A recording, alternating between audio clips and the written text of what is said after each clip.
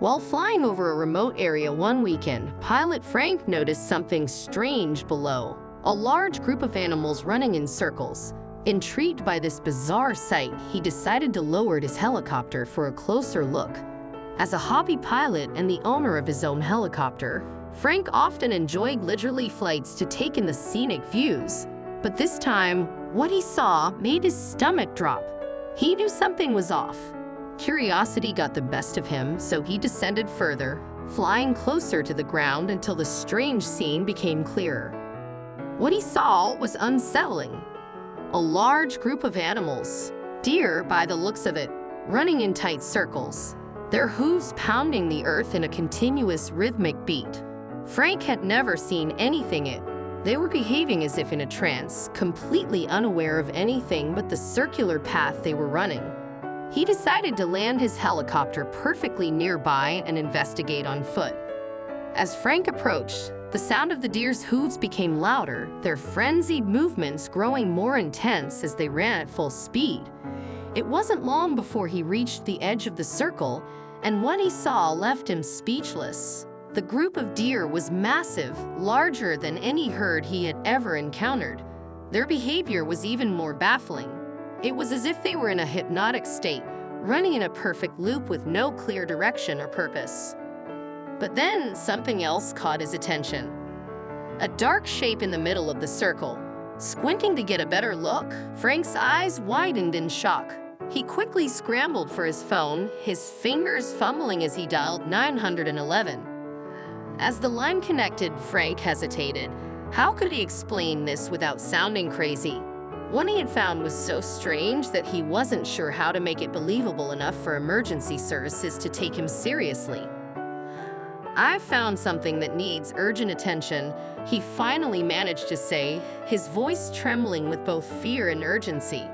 "You need to send someone out here. It's a group of deer, but there's something else in the middle." He didn't know how to describe what he had seen in the canner, but his gut told him something wasn't right. Frank's heart pounded as he waited for the dispatcher to respond. Whatever was happening out there wasn't normal, and he knew he couldn't handle it alone. The dispatcher assured him that help was on the way. As Frank stood by the eerie, circling deer, he couldn't shake the unsettling feeling that this was only the beginning of something far more disturbing. As Frank hung up the phone, a sharp pain suddenly shot through his back, and before he could react, he collapsed to the ground. Everything went black. He had no idea how long he had been unconscious, but when he finally came to, one side of his face was numb from the cold, and his clothes were soaked through from the snow beneath him. Disoriented, he struggled to focus his blurry vision, scanning the horizon for any sign of safety. All he saw was the vast, white expanse of snow swirling around him. Panic began to set in as Frank realized he was in the path of a stampede. The deer were moving toward him in a massive, thundering wave. Fear surged through him as he searched for a way to escape, but the animals were too fast, and their numbers were overwhelming. Despite the pounding pain in his head and the biting cold that seeped into his bones, Frank knew he couldn't stay where he was. His eyes darted around, and he spotted a cluster of trees a short distance away. With no other options, he forced himself to his feet, stumbling through the snow toward the cover of the forest. Each step was a struggle, but he pushed through the pain and exhaustion. The deafening sound of the stampede grew louder, vibrating the ground beneath his feet. Reaching the trees just in time, Frank quickly ducked behind a thick trunk. He pressed himself against the bark, trying to keep as quiet as possible while the herd of deer thundered past. His heart pounded in his chest as he watched the animals rush by, narrowly avoiding being caught in their path. As the last of the stampede moved past him, Frank's breath came in ragged gasps. He had survived, but he knew he wasn't out of danger yet.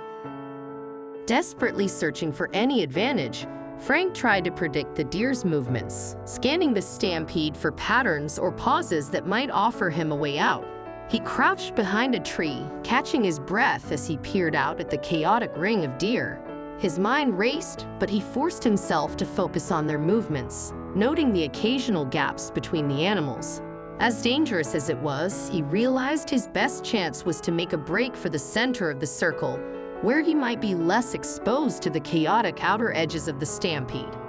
With his heart hammering in his chest, Frank waited, watching the gaps between the deer grow wider. Timing was everything. He pressed his back against the tree, bracing himself for the moment when he would have to make his move. As soon as he saw a slight break in the stampede, he seized the opportunity, launching himself forward. He sprinted with all the strength he could muster, dodging between the startled deer.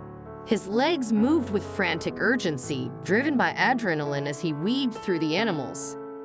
The sound of their hooves thundered around him, but Frank kept his focus sharp, moving with precision.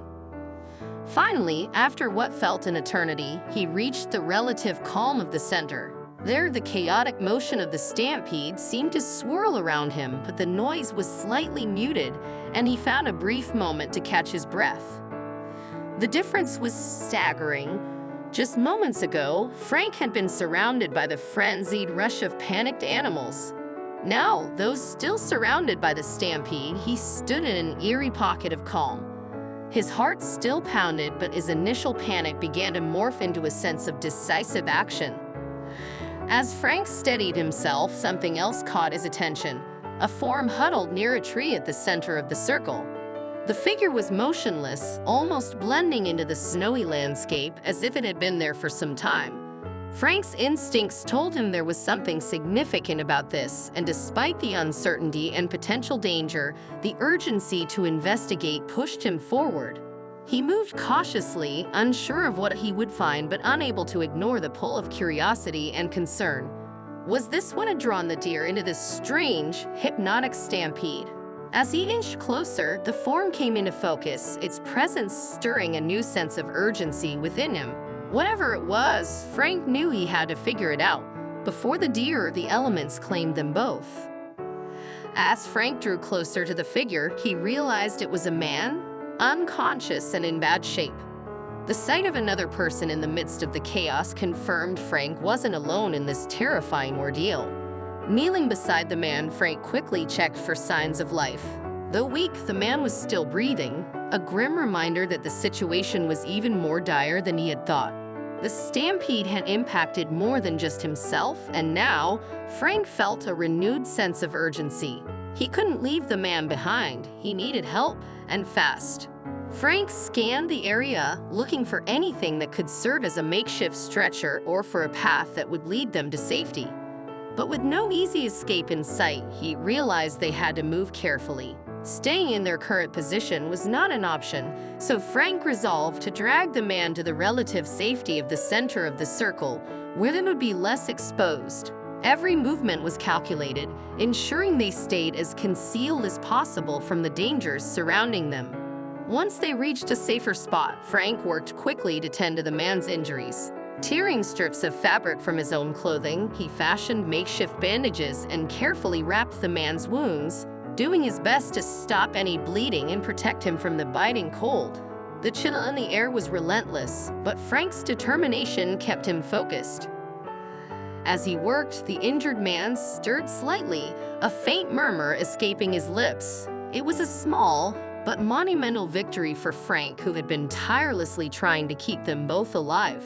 The man's slight movement was a sign that there was still hope, and it renewed Frank's resolve to continue fighting for their survival. He knew they weren't out of danger yet, but at least for now, they had a fighting chance. Frank noticed a shift in the deer's behavior. Their once frantic circling began to slow, as if something had changed in the air.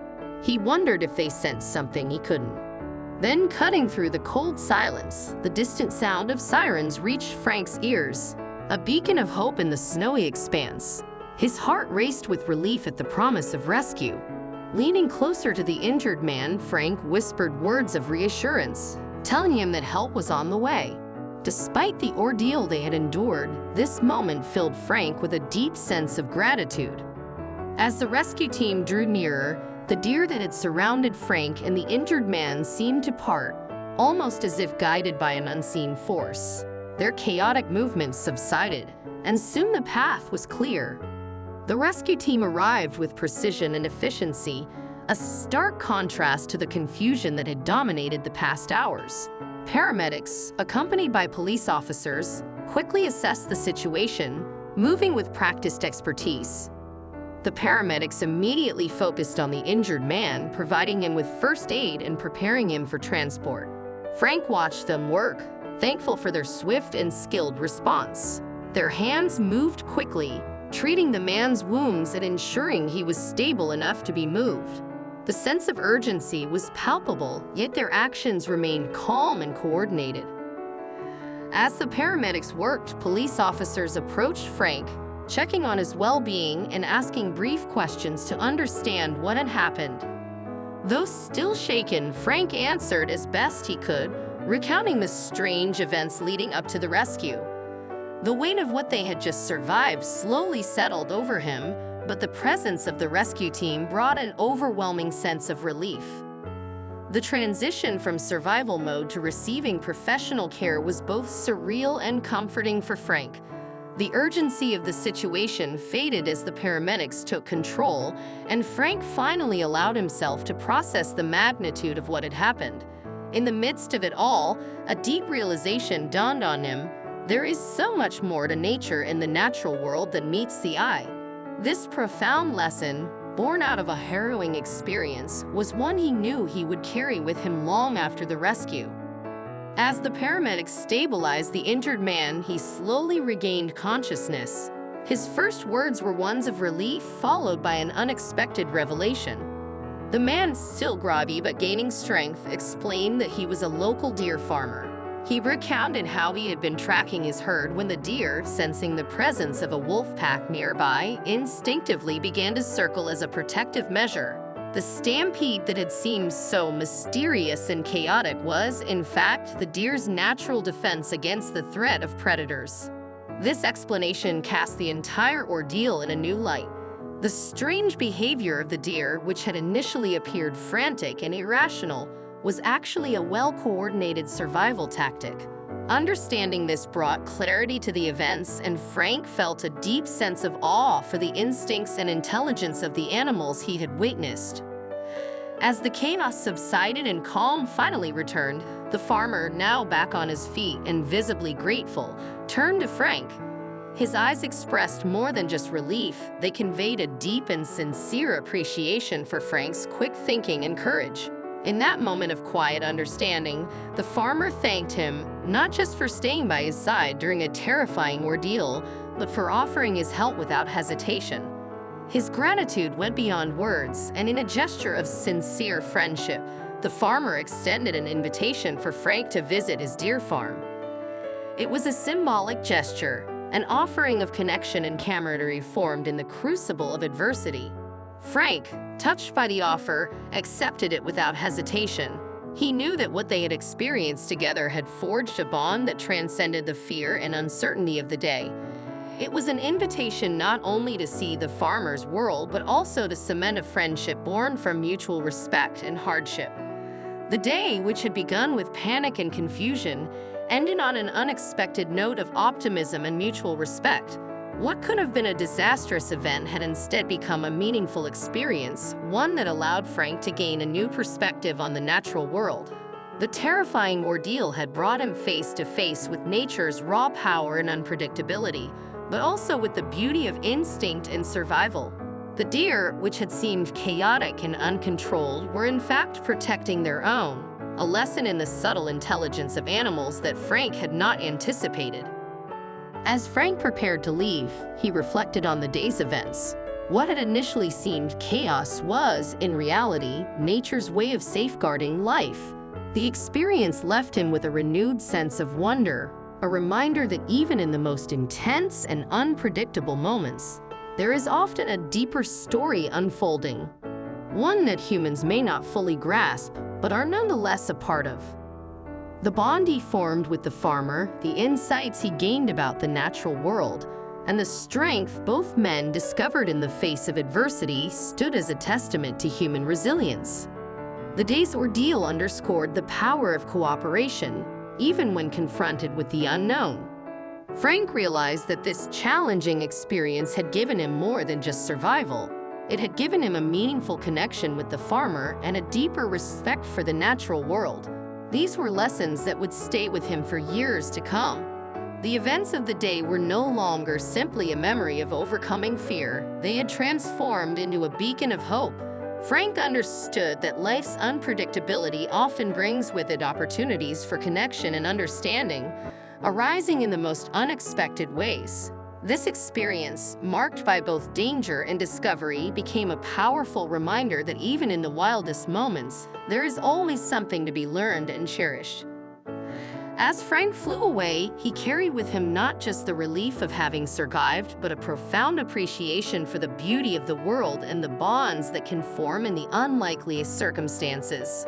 In the unpredictability of life, he found that connections, whether with people or nature, are what truly ground us.